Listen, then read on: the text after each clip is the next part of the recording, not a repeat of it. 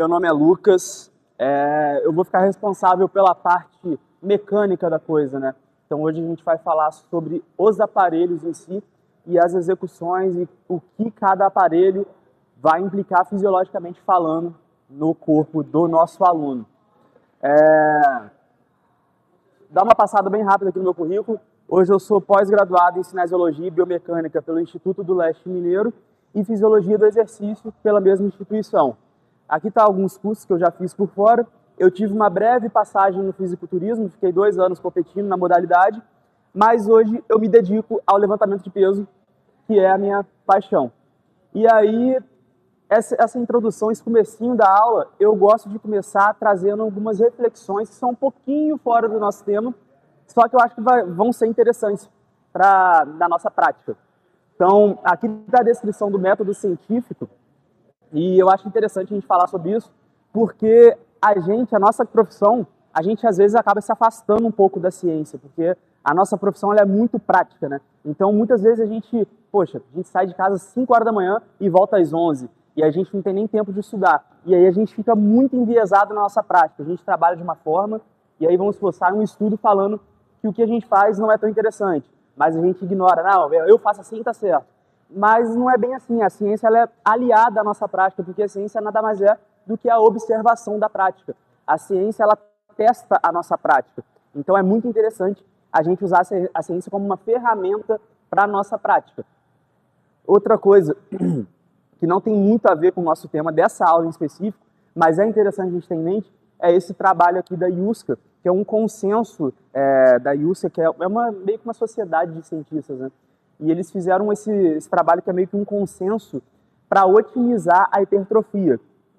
Não significa que se você fizer alguma coisa fora que não esteja de acordo com esse trabalho, não significa que não vai ter hipertrofia. Mas esse trabalho aqui, eles reuniram tudo que tinha de evidência e eles juntaram ali para a gente ter uma noção de como a gente faz para otimizar a hipertrofia. Então esse trabalho é de 2021, não é tão recente, já teve muita coisa de 2021 para cá, só que assim, eles trouxeram o que tinha de mais consolidado, então assim, ainda assim é uma ótima ferramenta. E esse trabalho diz que o treino deve trabalhar o músculo em diferentes planos, ângulos de tração e comprimento operacional. Então vamos pegar como exemplo os isquiotibiais, eles fazem flexão de joelho e extensão de quadril. Então faz sentido você treinar eles fazendo extensão de quadril, flexão de joelho com quadril estendido e flexão de joelho com quadril flexionado. Você trabalhou o músculo em diferentes ângulos e comprimentos operacionais. E ele também diz que a variedade é muito importante no que diz respeito à hipertrofia. Então, assim, muitas máquinas que a gente tem aqui, a gente não sabe quais são os efeitos que elas vão ter para a hipertrofia. Então, por exemplo, a gente sabe a diferença entre um leg press articulado e um leg press linear. Mas qual que é a diferença desses 2 legs para a hipertrofia? A gente não sabe, não tem nenhum trabalho avaliando a diferença de hipertrofia proximal, distal, de hipertrofia regional entre esses 2 aparelhos. Só que a gente sabe que a variedade é muito importante no que diz respeito à hipertrofia. Então, assim, faz sentido a gente categorizar cada um desses aparelhos para a gente não cair em redundâncias. A gente tem que montar o treino pensando que cada exercício vai um complementar o outro. E aí, eu gosto de trazer esses 2 aparelhos aqui para ilustrar uma frase que eu gosto muito, que é: erros terminológicos levam a erros metodológicos. Então, esse aqui é um supino declinado e isso aqui é um supino inclinado. E aí, lá na academia que eu trabalho, gera muita discussão entre os alunos. Os alunos olham para isso aqui e falam: cara, isso aqui é um supino inclinado, o banco está inclinado, e isso aqui é um supino reto, o banco está reto. Só que isso não faz diferença, né? Isso aqui é um supino declinado porque a trajetória do braço vai lá para baixo. E isso aqui é um inclinado porque a trajetória do braço vai lá para cima. Então, não interessa a inclinação do banco ou o que o aluno acha. Isso é um declinado e isso é um inclinado. Se ele chamar isso aqui de um supino inclinado, ele vai cometer um erro terminológico que vai levar a um erro metodológico. Outra coisa, máquinas não possuem biomecânica. Então, muitas vezes a gente vai explicar uma máquina para um aluno e a gente fala: essa máquina aqui tem a biomecânica excelente. Cara, bio é vida, então máquinas possuem mecânica, né? Então, se a gente quer falar bem de uma máquina, faz sentido a gente falar que ela é ergonômica ou confortável, que ela possui uma ótima mecânica, mas biomecânica a máquina não vai ter, porque bio é vida. E muitas vezes a gente vê até a galera que vende equipamentos, que fabrica equipamentos, falando, a biomecânica dessa máquina é muito boa. Cara, a máquina não é um ser vivo, né? Então, a máquina possui mecânica. Voltando um pouquinho lá para a parte da cinesiologia, vamos falar um pouquinho sobre o paradoxo de Lombard, que ele diz que músculos biarticulados não trabalham de forma otimizada em movimentos multiarticulares. Esse é o conceito. Mas o paradoxo de Lombard é o seguinte, vamos pegar o reto femoral. A gente tem um quadríceps, 4 cabeças, e 3 são vasos, né? Vaso intermédio, vaso medial, vaso lateral. Essas 3 cabeças, elas são monoarticuladas, então elas têm origem no fêmur e se inserem lá na patela. O reto femoral, ele é biarticulado, ele tem origem lá no quadril e se insere lá na patela, ou seja, ele atravessa 2 articulações. Então, num padrão de agachamento, por exemplo, um movimento de empurrar, na articulação do joelho, ele vai estar encurtando, vai estar sendo encurtado, né? Só que na articulação do quadril, ele vai estar sendo alongado. Então, assim, ele não vai tracionar o osso, ele não vai trabalhar de forma efetiva. Então, ao invés de ele tracionar o osso, ele vai estar só ali, ó, deslizando por cima do osso. Mesma coisa acontece com os posteriores de coxa, os isquiotibiais, na verdade. Eles são músculos biarticulados, eles têm origem lá no isquio e se inserem lá na tíbia. Padrões de agachamento não vão trabalhar esse músculo de forma efetiva. Então, às vezes, a gente vê stiff no leg press, por exemplo, leg press com pé lá em cima para trabalhar posterior, é bem provável que não vai estar sendo trabalhado de forma eficiente. Eu tenho uma ressalva a respeito do paradoxo de Lombard, que é o seguinte, não dá para a gente bater o martelo falando, exercício multiarticular não trabalha reto femoral nem posterior de coxa. Não é bem assim. Na verdade, tem até um trabalho do Kubo, que a galera usa para falar do agachamento, acho que é do Kubo ou do Mael, agachamento versus elevação pélvica. E ele mostrou uma hipertrofia bem singela do reto femoral no agachamento. Então, assim, é irrelevante, mas não é inexistente. Por quê? A articulação não move de um para um. Quando você faz um agachamento, no meu caso, por exemplo, meu quadril ele flexiona mais que o meu joelho. Então, assim, vai ter alguma tensão. Não vai ser significativa, mas, assim, no longo prazo, o que significa? A gente não sabe. A gente não tem trabalhos avaliando os efeitos do treinamento no longuíssimo prazo, né? E os trabalhos, eles duram 12 semanas, 16. Só que a gente treina a vida inteira, então a gente não sabe. Mas não dá pra gente passar um leg press, por exemplo, pensando no meio da coxa, no reto femoral ou no posterior de coxa. Outra coisa que eu quero chamar a atenção, antes da gente entrar na parte da mecânica, é para o glúteo médio. Porque o glúteo médio ele é um abdutor do quadril. Só que ele só é um abdutor do quadril com o quadril estendido, em posição anatômica. Conforme você vai flexionando o quadril, é mais provável que ele faça uma rotação interna do quadril. Eu tenho até um videozinho aqui, que eu gravei lá no meu computador. Esse aqui é o glúteo médio. Quadril estendido, ele faz a abdução.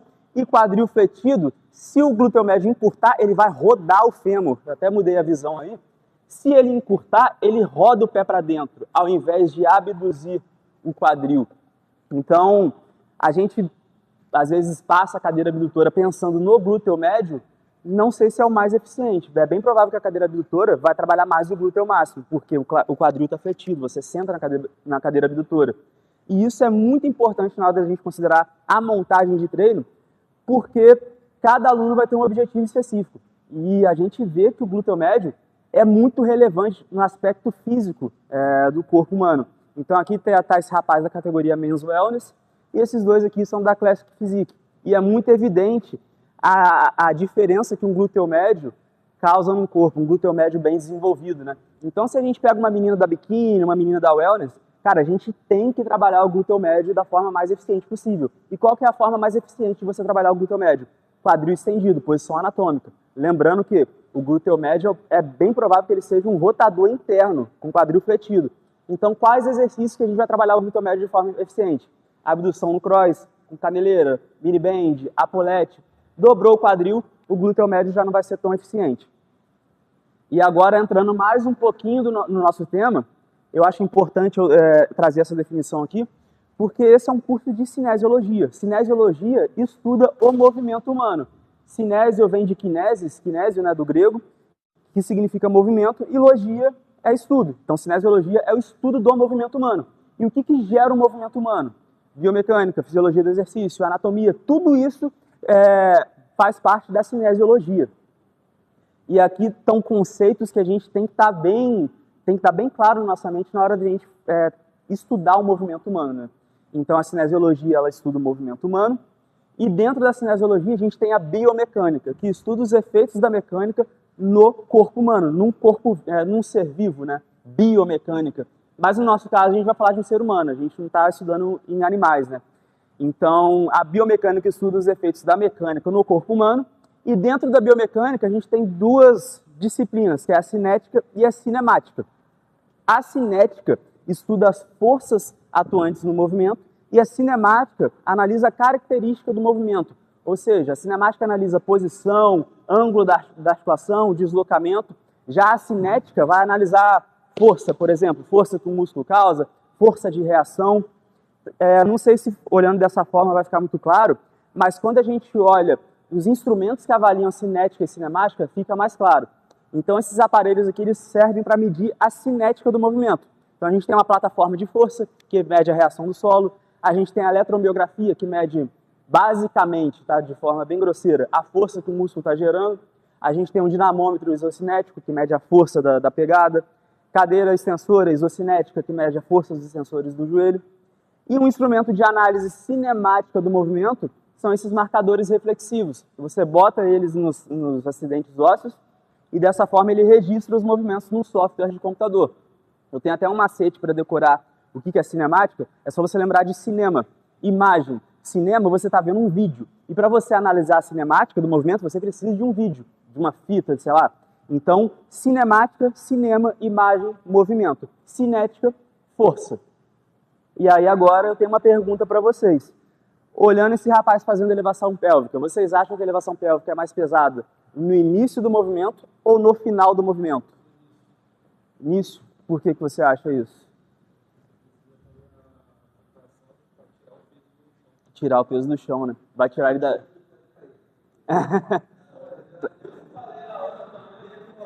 Tirar o peso da inércia é mais difícil, né?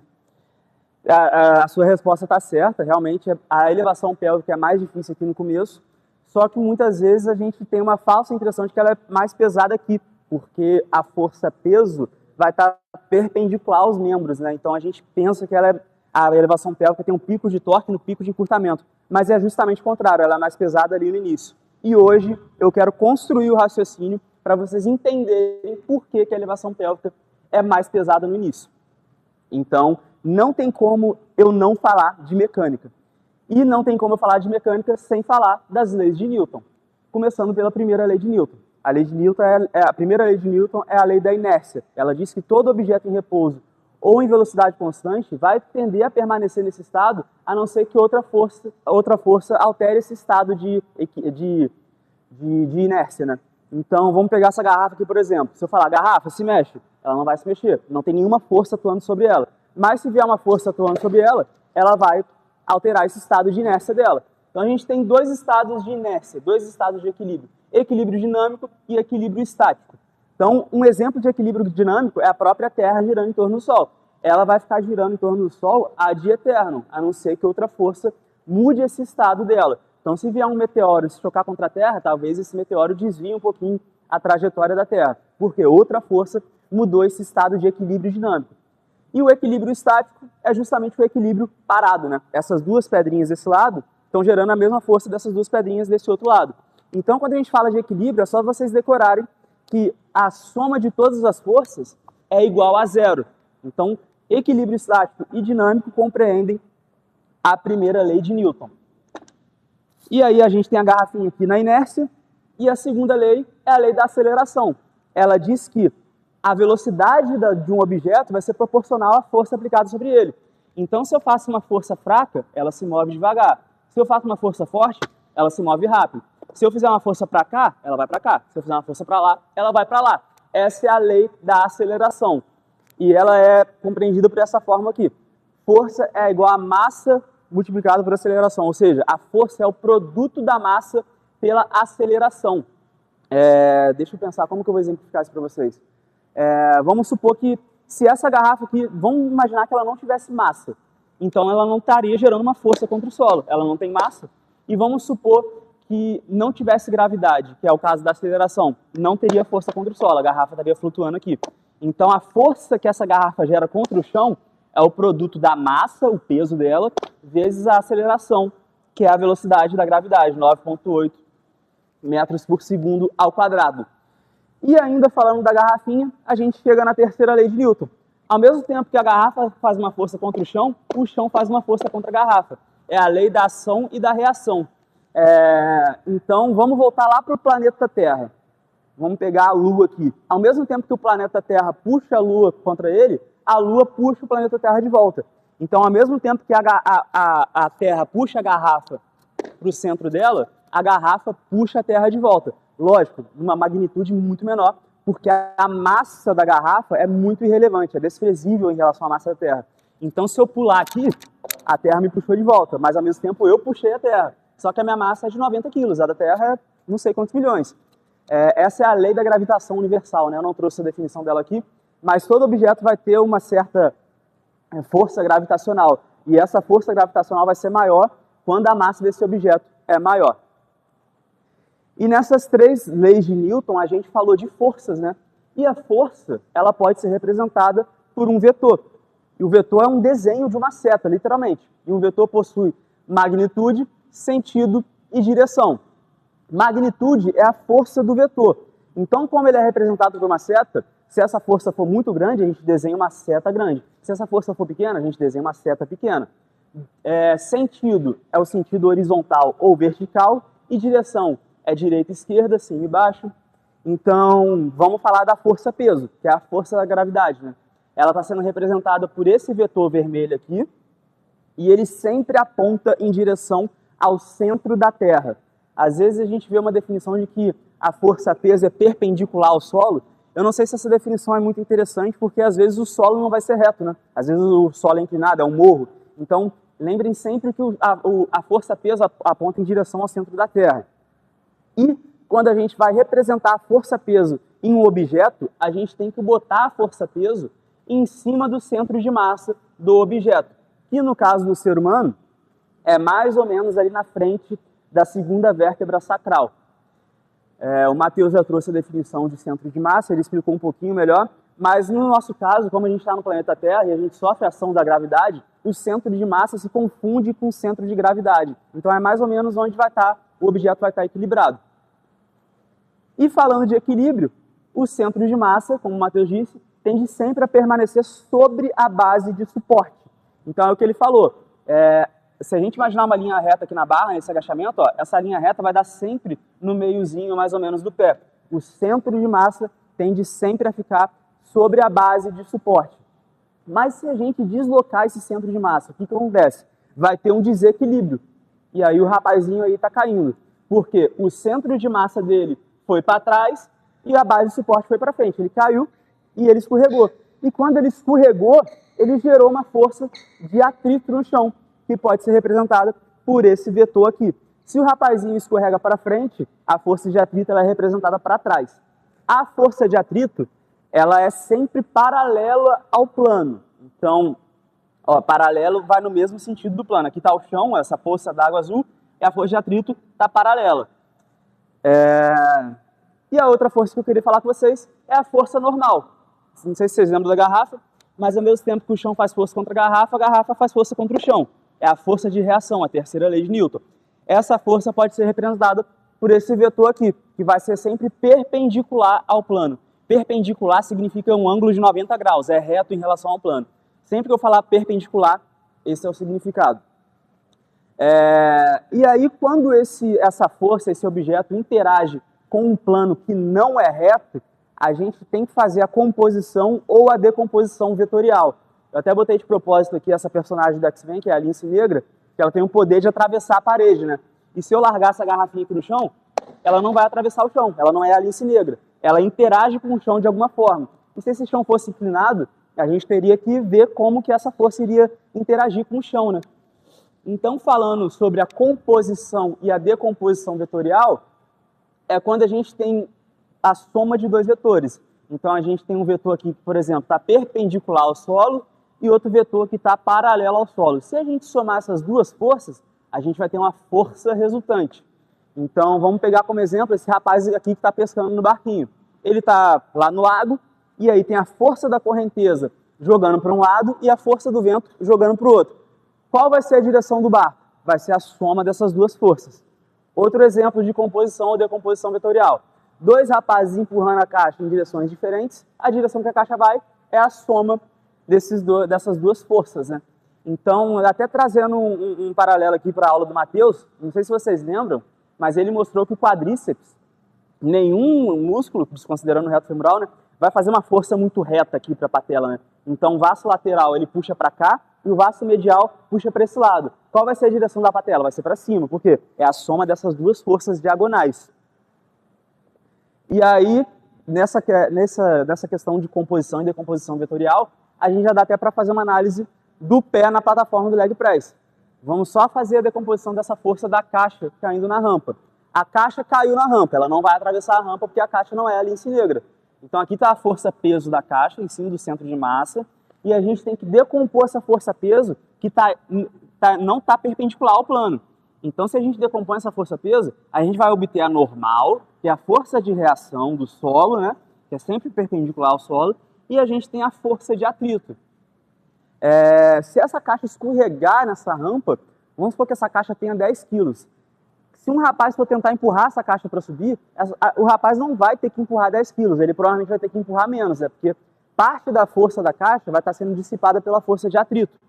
Dá até para fazer um paralelo ao trilho do leg press. A gente sabe que se a gente botar 200 quilos no leg press, a gente não está empurrando 200 quilos.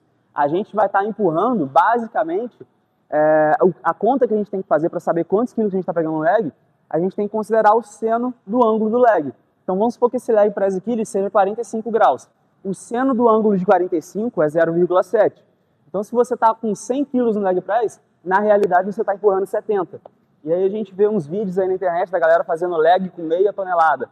Cara, é um leg de 30 graus, é um leg quase deitado, né? Então, assim, é muito mais fácil você empurrar um carro do que você levantar um carro. Essa é a analogia que eu faço para descrever como que a força se dissipa no leg press. Mas vamos dar uma olhada aqui no pé do rapaz na plataforma. O pé está em contato com a plataforma, o pé faz uma força contra a plataforma e pela terceira lei de Newton, a plataforma faz uma força contra esse pé. Como a força que esse pé está fazendo contra a plataforma não é perpendicular, a gente tem que compor ou decompor essa força. Então vamos lá. O pé do rapaz encostou na plataforma. Primeira força, força normal, perpendicular ao solo. Segunda força, força de atrito, paralela ao solo. Se a gente somar essas duas forças aqui, a gente obtém essa resultante. Eu gosto de falar que o nosso pé é feito de sabão. Se você imaginar que o seu pé é feito de sabão, para onde seu pé vai escorregar na plataforma? Ele vai tender a escorregar para cima. Então, se ele tende a escorregar para cima, a força de atrito é para baixo. Sempre que a gente for analisar um padrão de agachamento... Você falou alguma coisa? Sempre que a gente for analisar um padrão de agachamento, entendam isso como leg press, hack, agachamento livre, a gente tem que imaginar que o nosso pé é feito de sabão, ou que o chão é feito de sabão. Aí fica mais fácil da gente entender quais vão ser as forças atuantes no movimento.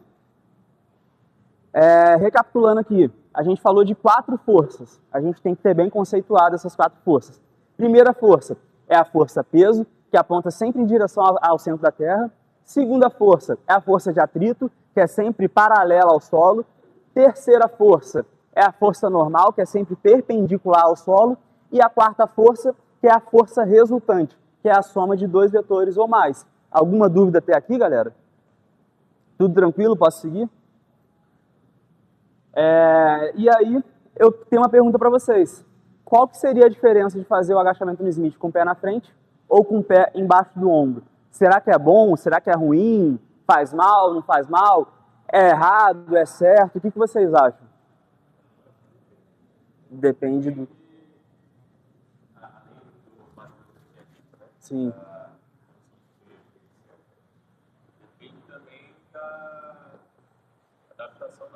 Exatamente, a tolerância do que a pessoa vai ter ao movimento, né?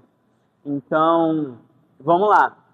Lembrando que o centro de massa tende sempre a ficar sobre a base de suporte, o que esse rapaz fez? Ele deslocou a base de suporte dele para frente e o centro de massa está para trás. Então, se o pé dele fosse feito de sabão, o que iria acontecer com o pé dele? Ia escorregar para frente. Isso gera uma força de atrito. Então, a gente tem um pé dele interagindo com o solo. A força normal é perpendicular ao solo e a força de atrito é paralela ao solo. A força resultante é mais ou menos nessa direção aqui. Só para pontuar, a gente não tem como mensurar essas forças fora do ambiente do laboratório, tá? Essas forças aqui são puramente ilustrativas e estimativas. Eu não sei se a magnitude desse vetor é essa aqui, eu não sei se a magnitude desse vetor de atrito é essa aqui, é só para a gente construir o raciocínio mesmo. Mas, enfim, essa força resultante ela vai ser um pouquinho mais inclinada. E aí o exercício fica um pouco mais específico para o quadríceps, porque o braço de momento para o quadríceps fica bem maior. E aí, às vezes, a gente ouve falar, mas é prejudicial à coluna, não sei o quê. Mas se a gente for ver a força resultante, ela está em cima da coluna. E se a força estiver em cima do eixo, não tem torque, né? Então, assim, não sei se esse exercício é tão perigoso assim para a coluna. Só que a gente tem uma opção bem mais interessante, que é o que é o próprio Hack Machine. Aqui está o Hack Machine virado meio na vertical, né? Se a gente for ver, a base de suporte está bem à frente do centro de massa. Nesse caso aqui não está muito bem ilustrado, porque eu botei meu pé bem lá embaixo na plataforma. Mas assim, não é que isso aqui esteja errado, mas a gente tem uma opção mais interessante, mais estável e, não sei, acho que é mais interessante o leg press, o Hack Machine. E aí a gente tem esses Smith Machines, que não tem aqui na Gaviões, esses Smiths inclinados, né? Então se a menina faz desse jeito aqui, com a inclinação para lá, quando ela estiver lá embaixo, o pé dela vai estar mais para frente da base de suporte. Então talvez o exercício fique mais específico para o quadríceps.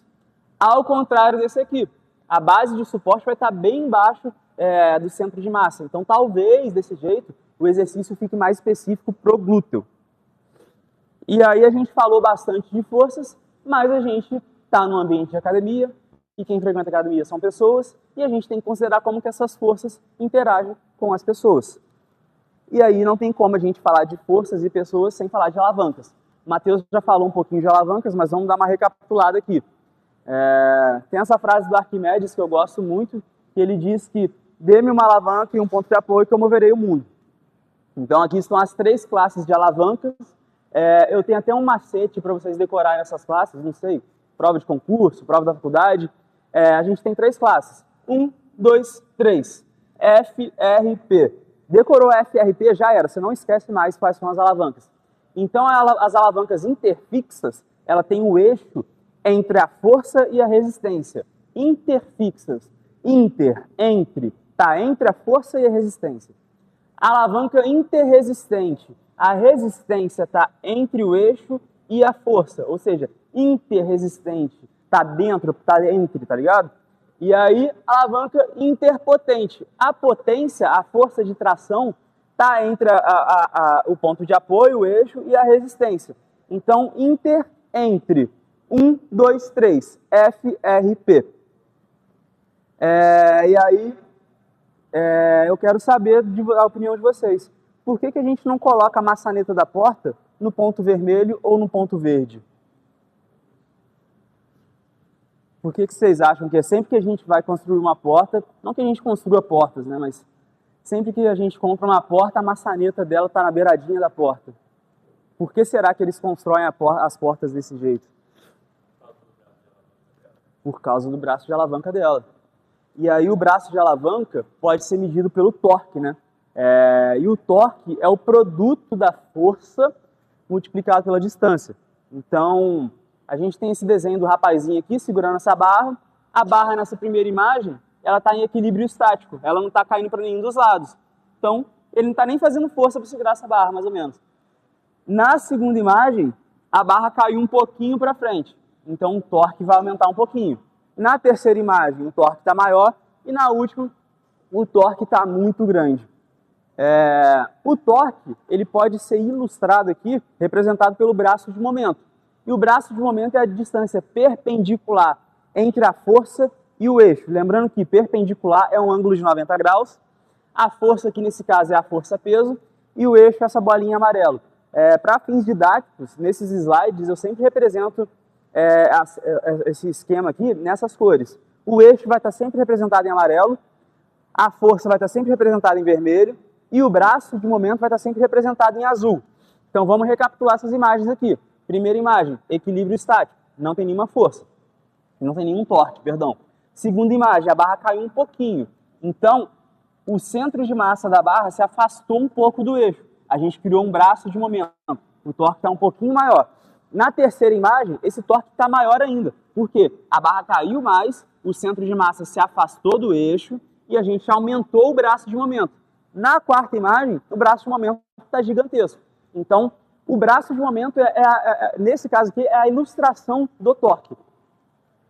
E a gente tem que lembrar, como o Matheus disse, cada músculo possui seus braços de momentos internos. Cada músculo vai ter o seu perfil de força. Então, aqui no bíceps, por exemplo, na imagem 1, com o cotovelo totalmente esticado, o braço de momento aqui ó, é pequeno, com 90 graus de flexão, o braço de momento é maior, e totalmente flexionado, o braço de momento é menor. Então, o perfil de força do bíceps braquial é um perfil em U invertido, ele faria uma parábola se você jogasse num gráfico, né? Vou mais lá para frente, talvez fique mais claro para vocês.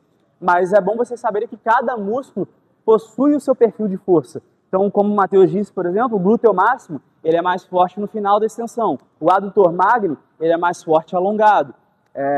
O quadríceps, ele é mais forte mais ou menos ali com 45 graus de flexão de joelho. E aí, voltando lá nas alavancas, agora que a gente tem esse conceito de braço de momento, fica mais fácil da gente entender isso aqui. No próximo slide eu vou tirar essas forças de atrito e normal aqui, só para ele ficar mais limpinho.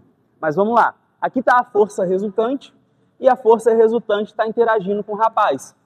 A gente tem que lembrar que o nosso corpo é um sistema de alavancas. Então, essa força está interagindo com as alavancas. Alavancas possuem eixos. E quando a força interage com o eixo, ela forma braço de momentos. Então, aqui está o braço de momento do tornozelo, o braço de momento do joelho e o braço de momento do quadril. Então, se o leg press gera um braço de momento para o joelho, um braço de momento fletor do joelho, a gente conclui o óbvio, né? É um exercício para o quadríceps. Porque se tem um torque fletor do joelho, a gente tem que estender o joelho. A gente já sabia disso, mas aqui está a representação visual disso. E também ele é um exercício bom para extensores do quadril. Isso aqui é um diagrama de corpo livre, né? Eu esqueci de falar, na verdade. Isso aqui é um diagrama de corpo livre, é uma representação visual das forças. E esse aqui é um diagrama de corpo livre um pouco mais elaborado. Eu não vou trazer eles desse jeito, mas em artigos, talvez, vocês vão ver os diagramas de corpo livre representados dessa forma aqui. Então, esse aqui está um pouquinho mais simples. Aqui está o rapaz fazendo uma elevação lateral. Esse vetor S é o centro de massa do segmento. Esse vetor B é o centro de massa do halter.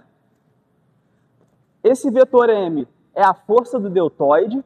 E esse vetor J é a força de reação do contato da cabeça do húmero com a cavidade glenoide. Nesse caso aqui, ele está um pouquinho mais elaborado.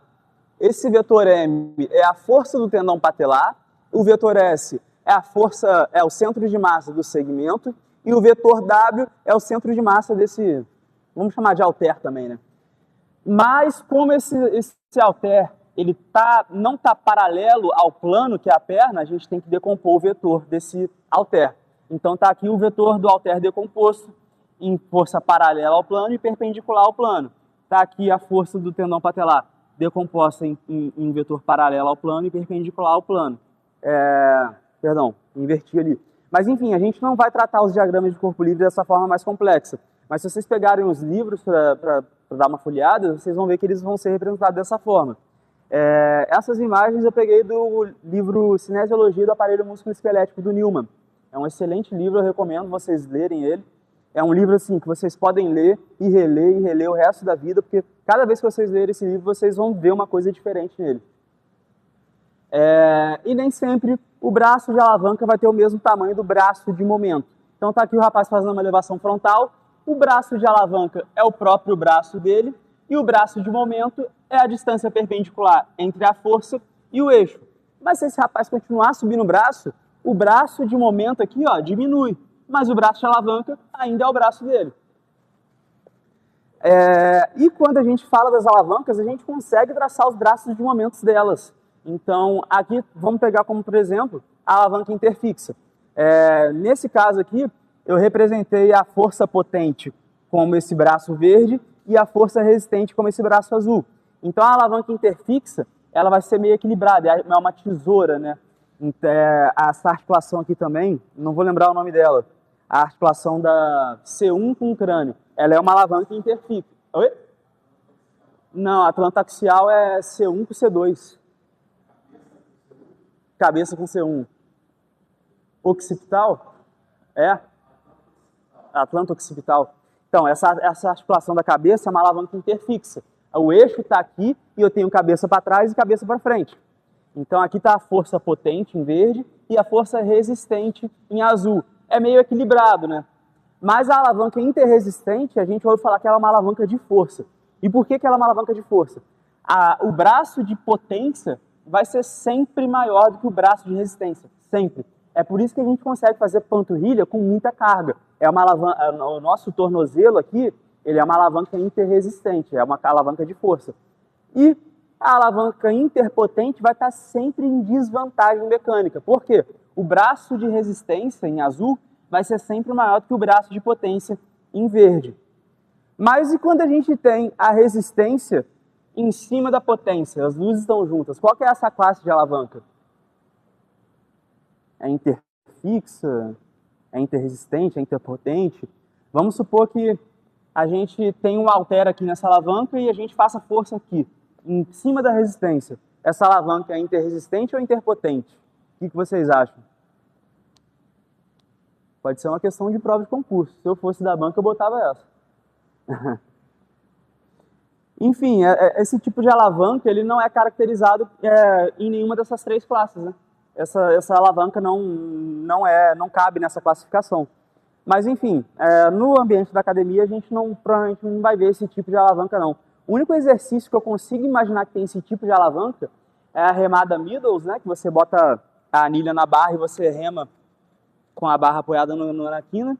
E talvez aquele agachamento sumô que você faz segurando na ponteira da barra, né? A força potente vai estar em cima da força resistente. E essa alavanca não é classificada em nenhuma dessas três classes.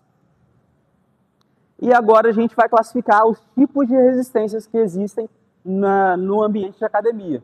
Na verdade, não no ambiente de academia, né? Mas no geral, existem três tipos de resistência. Resistência constante, resistência variável e resistência acomodativa. A resistência acomodativa a gente só vai ver em ambiente de laboratório. São os aparelhos isocinéticos. Então, assim, no nosso dia a dia, a gente não vai ver resistência acomodativa. Então, resistência constante são resistências, digamos assim, fixas, né? Então, vamos supor que tem 1 kg aqui. Esse 1 kg é 1 kg aqui, é 1 kg aqui, é 1 kg aqui, é 1 kg.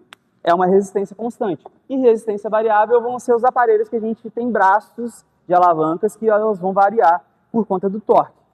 Então, vamos pegar como, por exemplo, aqui, essa remada curvada.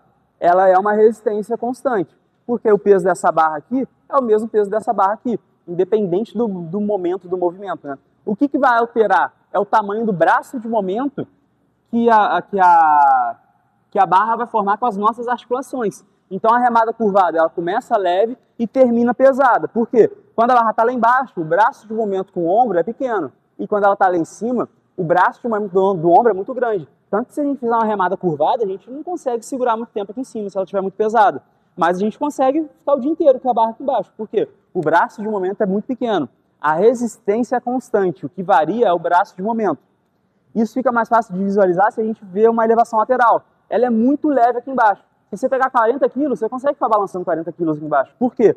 Não tem braço de momento com a articulação do ombro. É muito leve. Ela vai ficar mais pesada aqui em cima. Se a gente segurar 5 quilos, a gente não aguenta 3 minutos segurando 5 quilos aqui. Por quê? O braço de momento está muito grande. A resistência é constante, o peso é o mesmo, mas o que varia é o braço de momento. Mesma coisa em aparelhos guiados por trilhos. Acho que está com 30 quilos de cada lado aqui. Esses 30 quilos são 30 quilos aqui embaixo e 30 quilos aqui em cima. A resistência é constante. O que varia é o braço de momento. Nesse slide aqui está até ilustrado aqui o rack com os pés mais abaixo e o rack com os pés mais para cima, né? Então, com os pés mais para baixo, ele fica mais específico para o quadríceps, por dois motivos. Aumentei a flexão de joelho e aumentei o braço de momento para o joelho. Olha como é que ele fica grandão. E se a gente botar o pé mais para cima, a gente diminui o braço de momento para o joelho. Talvez o exercício fique mais específico para os extensores do quadril, mas não significa que ele vai perder a especificidade para o quadríceps. A gente só diminuiu o braço de momento para o joelho. E aí, Beleza, vamos só que a gente queira priorizar o quadríceps nesse exercício. A gente bota o pé lá embaixo. Só que algumas pessoas têm uma restrição de dorsiflexão, como o Matheus explicou lá, né? Pela interação da tíbia com o osso do talos. E aí a pessoa vai fazer o hack com o pé lá embaixo. O que acontece? Calcanhar descola da plataforma.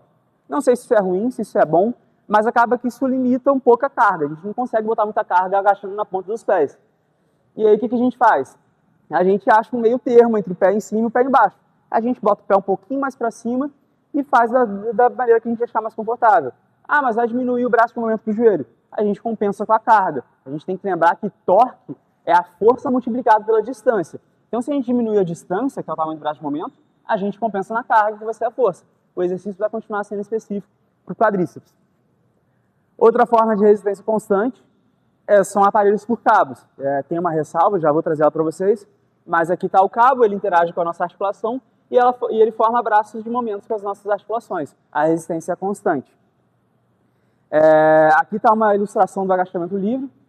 Só vou pedir para vocês desconsiderarem esses 200 quilos, esses 100 quilos, que eu peguei de um artigo essa imagem, mas vamos fingir que ele esteja com 100 quilos nas duas imagens. 100 quilos é 100 quilos de qualquer forma. O que vai mudar? O braço de momento. Então, quando a gente está lá embaixo, a carga fica muito pesada, mas ainda assim são 100 quilos. Mas se você botar 100 quilos, você consegue sair andando com 100 quilos de boa, você vai ficar tranquilo. Por quê? Não tem braço de momento. O braço de momento é muito pequeno. Mas se você abaixar, o braço de momento vai aumentando. Tanto que a parte mais difícil do agachamento é lá embaixo. Essa é uma característica de todos os padrões de agachamento. Seja no hack, no leg, no livre, o torque com o joelho estendido vai ser bem irrelevante. E as polias de raio uniforme dão para a gente resistência constante, né? Então as polias elas são rodas que servem para redirecionar a força. Nesse caso aqui, como é uma polia totalmente redonda, o braço de momento que ele vai formar com a força vai ter o mesmo tamanho em qualquer ponto. Não é uma polia de raio variável, né? E a polia, como eu disse, ela serve para redirecionar a força, mas se a gente tiver uma polia móvel nesse sistema de polias, a polia móvel vai servir para dividir a carga. Então, nesse vídeo aqui fica bem claro isso. Uma polia fixa para redirecionar a força, eu faço força para baixo, o peso vai para cima, mas a polia móvel, ela deixa o peso mais leve. Pode ver que ele puxa bastante corda aqui, ó, mas o peso sobe pouco. E se a gente acrescentar mais uma polia móvel nesse sistema de polias, a carga vai ficar mais leve ainda. Vocês vão ver aqui agora que ó, o peso mexe pra caramba, mas essa polia aqui mal sobe. Então a gente tem duas polias móveis nesse sistema de polias. Polias móveis servem para deixar a carga mais leve. Se vocês forem no mecânico, vocês vão ver eles levantando o motor com muita facilidade, assim. Por quê? Tem polias móveis nesse sistema de polias. A gente vai ver muitas polias móveis nos crossovers. Eles têm uma polia em cima da bateria de peso. Tanto que se a gente for fazer uma remada no crossover, a gente zera o crossover tranquilamente. Mas nas puxadas, nos pulleys, né, a gente não zera com tanta facilidade, porque eles não têm polias móveis. Todas as polias nos pulleys, elas são para redirecionar a força. Então, às vezes a gente vê a pessoa falando, essa puxada aqui, ela não representa o peso real. Olha só, tem 7 polias nessa puxada aqui. Mas se nenhuma dessas polias forem polias móveis, elas vão servir só para redirecionar a força. E vamos falar de resistência variável agora. Como eu disse, resistência variável são os aparelhos que têm braços, né? Então, se a gente bota o peso aqui, ele vai estar mais pesado aqui e mais leve aqui. Por quê? O peso vai gerar um torque com o eixo do aparelho.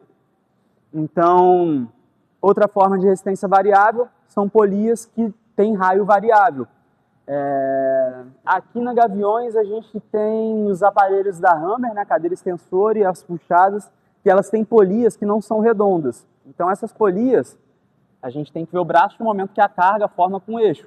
Então nesse caso aqui, o braço de momento está pequeno, o peso foi subindo, o braço de momento foi aumentando. É uma forma de resistência variável. Então nem todo aparelho de cabo tem resistência constante. Dependendo da polia, a resistência vai ser variável. Então, ó, essa cadeira flexora da Cimerian tem essa polia gigantesca aqui, que ela é uma polia de raio variável. Ela não é uma polia redonda. Então, ela serve para deixar a carga mais pesada no final da fase concêntrica do movimento. Eu até botei os braços de momentos dela aqui. E quando a gente vai falar das máquinas, a gente tem que desenhar os perfis de resistência delas. Isso vai ficar mais claro para vocês na parte prática. A gente vai mostrar os perfis de resistência de cada uma das máquinas que a gente tem lá em cima.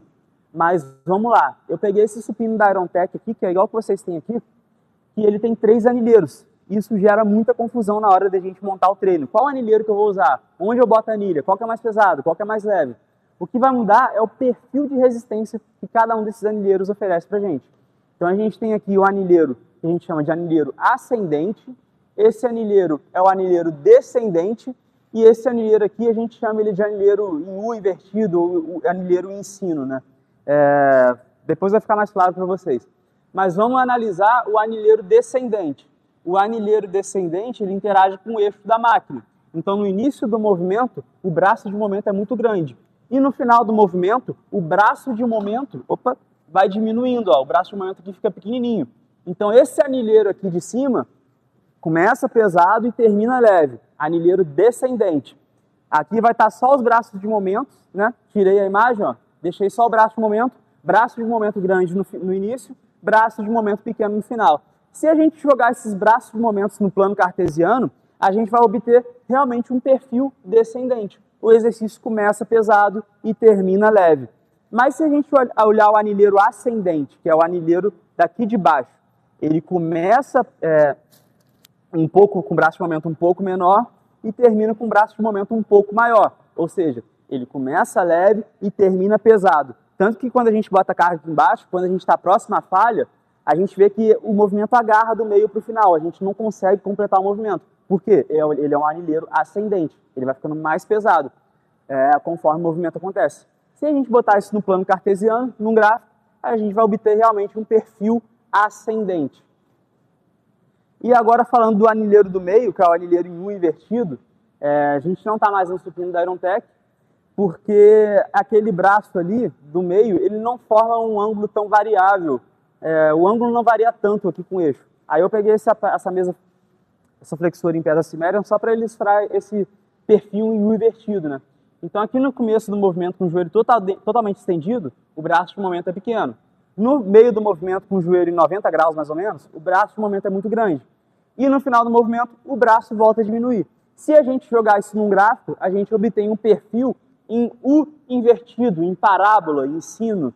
Então esse perfil aqui é o perfil desse anilheiro do meio aqui. Só que tem um porém. Essas máquinas da Irontech, esses braços aqui, eles são bem grandes e eles não variam tanto a distância horizontal para o eixo. Dá para a gente até falar que esse perfil de resistência aqui é constante. Por quê?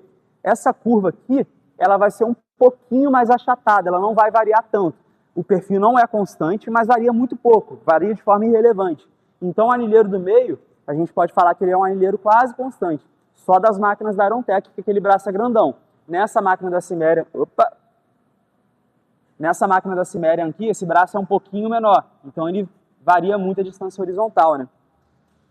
E aí, agora que a gente falou os perfis de resistência, eu quero saber o que vocês acham. Qual que é o perfil de resistência desse exercício aqui? A resistência é constante, mas esse exercício tem um perfil de resistência. Qual que é o perfil de resistência dele? Vocês diriam que ele é ascendente ou descendente? Ascendente? Então ele começa leve e termina pesado, é isso? Ele é ascendente. No início da concêntrica ele é leve. O começo ele é descendente, ele começa pesado e termina leve. Quando a gente vai falar de perfil de resistência, a gente tem que considerar sempre o início da fase concêntrica do movimento. Então o início da concêntrica é comigo lá embaixo. Então, realmente, esse exercício aqui, ele tem um perfil de resistência descendente. Ele começa pesado e termina leve. O braço de um momento vai diminuindo conforme as articulações vão se estendendo. Padrões de agachamento sempre vão ter perfis descendentes, considerando a força de reação do solo. Mas e quando a gente joga aqui, ó, nesse leg press articulado? Esse exercício ele é ascendente ou ele é descendente? O que vocês acham? Oi?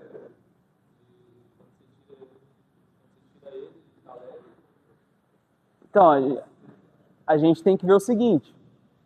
A máquina, ela é ascendente. Aqui está o anilheiro da máquina, aqui está o eixo. Anilheiro próximo ao eixo, braço de momento pequeno. No final, braço de momento grande. Então a máquina é ascendente. Show? Mas e a força de reação do pé com a plataforma? Ela é descendente, né? A gente consegue segurar o joelho esticado ali de boa, porque não tem torque. E aí, como é que fica isso no gráfico? O exercício é descendente, o aparelho é ascendente. Qual que é o perfil de resistência desse exercício? A real é que a gente não sabe. A gente teria que botar uma plataforma de força aqui no lugar dessa plataforma para medir os braços de momentos articulares, né? Mas, se a gente voltar lá no começo da explicação, a gente falou daquele trabalho da Yuska, quais são as diretrizes para trabalhar a hipertrofia? Variedade de estímulos. Então, assim, se a gente botou no nosso treino um hack linear, será que seria interessante a gente botar um leg press linear, que vai ter a mesma resistência do hack? Não é errado, mas talvez não seja tão interessante, porque faz sentido a gente variar um pouquinho o estímulo. Então a gente bota um padrão de agachamento descendente e a gente bota um padrão de agachamento ascendente. Não que vai ser ascendente, o torque aqui vai ser sempre irrelevante. Só que o aparelho é ascendente. Então a cinética do movimento vai ser bem diferente num aparelho linear. A cinemática pode ser até a mesma, leg press linear e leg press articulado, mas a cinética é diferente. Então essa é a diferença entre um leg press articulado e um leg press linear. Leg press linear, a resistência é constante. Então assim, é bem certo de que quando o seu joelho estiver dobrado, vai estar mais pesado e quando ele estiver esticado, vai estar mais leve. Ao contrário desse leg aqui, quando o seu joelho estiver dobrado, ele pode estar mais leve e é bem provável que ele vai ficando um pouquinho mais pesado quando ele for estendendo. Só que quando ele estiver estendido, o torque sempre vai ser irrelevante. Então aí a gente já começa a construir o nosso raciocínio lá da parte prática. A gente bota um perfil de agachamento com um padrão de agachamento com perfil ascendente e um padrão de agachamento com perfil descendente. Eles vão se complementar, né? Eles não vão ser estímulos redundantes. Mas voltando aqui, não que seja errado botar um leg press linear e um hack linear no mesmo treino. Mas pode ser interessante a gente botar um padrão de agachamento com perfis de resistência diferentes, né? Aqui está só uma comparação com o pé embaixo na plataforma e com o pé lá em cima na plataforma. Mesma coisa do hack. Pés lá em cima, o braço de movimento do joelho fica um pouquinho menor. Ó, braço de movimento do joelho aqui com o pé embaixo é bem grande. Braço de movimento do joelho com o pé em cima é um pouco menor. Essa máquina aqui eu botei de propósito, porque infelizmente a gente não tem aqui na Gaviões, né? É da Irontech também. Mas eu acho esse aparelho extremamente interessante, porque, cara, ele bota a gente numa condição que os nossos posteriores de coxa nunca experimentaram na vida. Se a gente usar esse anilheiro ascendente aqui, o pico de torque vai ser no final do movimento. Só que no final do movimento, os isquiotibiais estão encurtados no quadril e estão encurtados no joelho. Cara, nossos isquiotibiais nunca experimentaram isso na vida, sabe? Fazer o pico de torque no pico de encurtamento. E para trabalhar a hipertrofia, a gente tem que pensar na variedade de estímulos, né? Então, esse aparelho aqui entrega um grande diferencial para a gente. O que isso significa para a hipertrofia? A gente não sabe, a gente teria que fazer um trabalho, grupo controle, grupo que recebe a intervenção, cadeira mesa flexora linear, mesa flexora ascendente, para a gente ver a diferença. A gente não sabe, mas pode ser interessante botar essa variação no treino. Aparelho de coice. Nesse vídeo aqui está um coice linear. Aqui a gente tem só o coice articulado, né? Mas as forças de reação da plataforma, do pé com a plataforma, vão ser bem semelhantes. E aí a gente vê que o braço de momento para o joelho é bem maior do que o braço de momento para o quadril. Parece que esse exercício é bem mais específico para o quadríceps, né? Não sei se vocês já ouviram, mas quando o aluno faz o coice, eles falam, nossa, eu estou sentindo mais o meu quadríceps do que o meu glúteo. Principalmente no coice articulado, aqueles coices que tem o braço, igual que vocês têm aqui, os alunos sentem bem o quadríceps, né? Mas aí entra a parte psicológica da prescrição de treino. O nosso aluno ele tem que ter adesão ao treino, ele tem que gostar de fazer o treino. Então, muitas vezes, lá na academia que eu trabalho, eu não boto esse aparelho aqui. Só que a mulherada chega na academia, vê esse aparelho e pensa, nossa, que legal, caraca, eu quero fazer. Aí a pessoa pega o treino, ué, Lucas, não tem esse exercício no meu treino, eu queria fazer ele. Aí, enfim, a gente faz essa concessão, né? A gente bota no treino da pessoa, a pessoa gosta de fazer, por que não botar? A gente pode lembrar também que torque é o produto da força multiplicado pela distância. Então, se a distância com o braço de momento está pequena, a gente compensa isso na força, a gente aumenta a carga e dessa forma a gente aumenta a participação dos extensores de quadril nesse exercício. Agachamento pêndulo, que para mim é o exercício mais específico que a gente vai ter pros vastos, beleza? A gente tem que lembrar lá do paradoxo de Lombard. Músculos biarticulados não vão trabalhar de forma eficiente em padrões de agachamento. Aqui está a comparação do pêndulo com o pé em cima, pausou o vídeo, e o pêndulo com o pé embaixo. Provavelmente com o pé embaixo vai ficar mais específico para o quadríceps, como eu já disse. Esse pêndulo aqui, ele tem um ajuste da plataforma, que dá para você deitar mais a plataforma ou deixar ela mais em pé. Particularmente, eu gosto de deixar a plataforma mais deitada. Porque se a gente considerar que o nosso pé é feito de sabão, o pé tende a escorregar para frente. Se o pé escorrega para frente, a gente aumenta a força de atrito. Mais atrito, mais joelho, mais quadríceps. E o outro bônus de deixar a plataforma deitada é que a gente faz uma flexão plantar. E se a gente faz uma flexão plantar, a gente aumenta os graus de liberdade de movimento para o tornozelo. Então a dorsiflexão não vai ser um fator limitante nesse exercício. Esse agachamento articulado da Iron Tech a gente tem aqui. Eu não sei se vocês já repararam. Ele tem como você segurar aqui na frente e aqui em cima. Essas pegadas não vão dar diferença, mas essas pegadas ajudam a gente a fazer outros posicionamentos de pé na plataforma. Então, nesse caso aqui, o meu pé está posicionado um pouquinho lá para frente na plataforma. Se eu desloquei a base de suporte para frente, o que acontece? Desequilíbrio. Se eu desequilibrei, eu tendo a cair para trás. Só que eu tenho uma restrição. Eu tenho um encosto aqui nas minhas costas e eu tenho o pegador aqui na frente. Eu não caio para trás porque eles estão me segurando. Mas se eu tendo a cair para trás, eu gero uma força de atrito no solo. O que acontece? O braço, de um momento para o joelho, fica um pouquinho maior. O exercício fica mais específico para o quadríceps. Agora, se eu botar o pé embaixo do meu ombro, posso até segurar aqui, o braço, de momento, fica um pouco maior para o quadril. Por quê? A força de atrito não vai ser tão relevante. A gente tem que pensar sempre que o pé é feito de sabão. Então, esse aparelho aqui ele é muito interessante porque ele entrega essa variedade para a gente. Outra coisa, ele tem o anilheiro ascendente e o anilheiro descendente.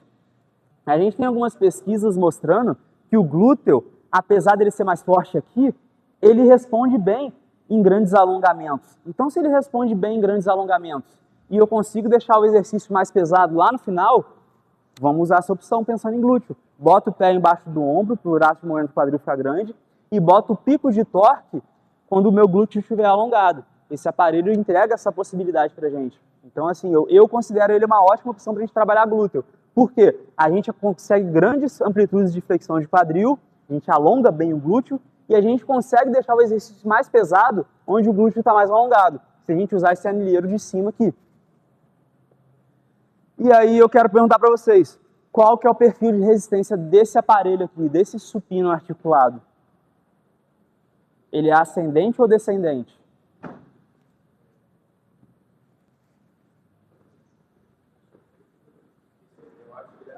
Ascendente, ele começa leve e termina pesado.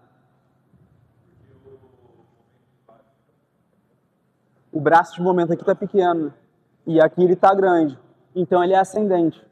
Só que quando você faz esse aparelho, você percebe que não é assim. É uma coisa que é uma malícia que a gente tem que ter na hora de fazer esse tipo de análise. Esse aparelho ele é muito mais pesado no início do que no final. Por quê? Se a gente for olhar, o braço do aparelho está aqui, ó. A gente não está fazendo força para rodar o braço, a gente está fazendo força para comprimir o braço. Então, por mais que o perfil de resistência desse aparelho seja ascendente, o braço de momento é maior no final, ele parece mais pesado no início. Porque, ó, se a gente fizer uma força para cá, a gente não está fazendo força para rodar o braço, a gente está fazendo força para esmagar o braço. Aqui no final ele fica mais leve. É meio contraditório, né? Sacou?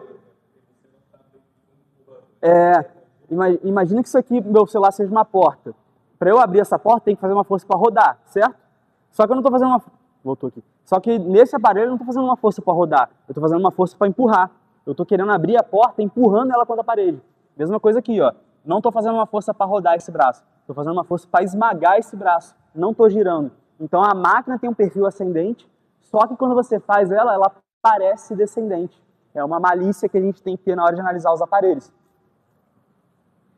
Vamos finalizar com essa elevação pélvica aqui da Hammer, que na verdade é da Cimerian, né? Mas é uma cópia da Hammer. Vocês têm aqui também da Cimerian, né? Ela tem um perfil de... É Hammer? Mas tem Cimerian também, tem não? Eu também prefiro da Cimerian, cara. A da Hammer é pequenininha, né? Anilheiro pequeno.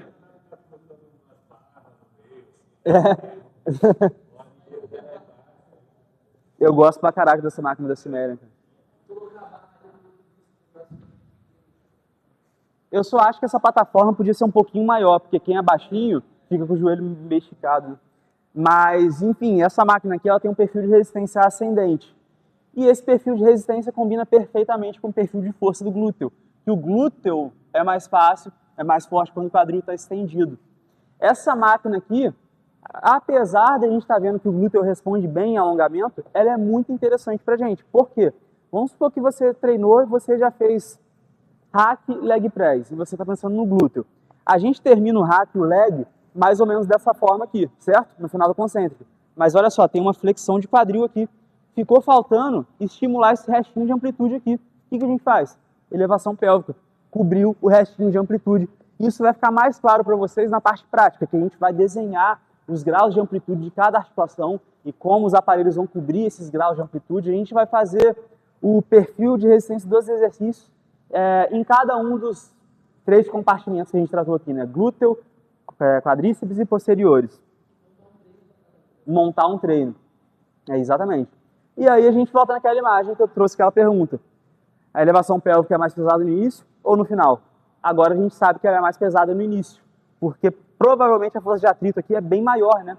Aqui, ó, o pé, ele tende a escorregar para frente. A gente tem que lembrar que o pé é feito de sabão. Só que o pé aqui, ó, a canela está perpendicular ao solo, então a força de atrito é um pouco menor. Por isso que ela fica um pouco mais leve.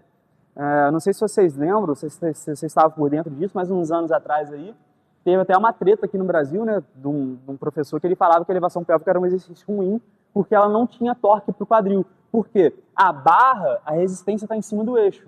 Se a resistência está em cima do eixo, não tem torque. Realmente, faz sentido. Só que a gente tem que fazer o diagrama de corpo livre, que foi o que eu ensinei para vocês aqui hoje. A gente tem que considerar as forças de reação do solo, as forças de reação das costas com o banco.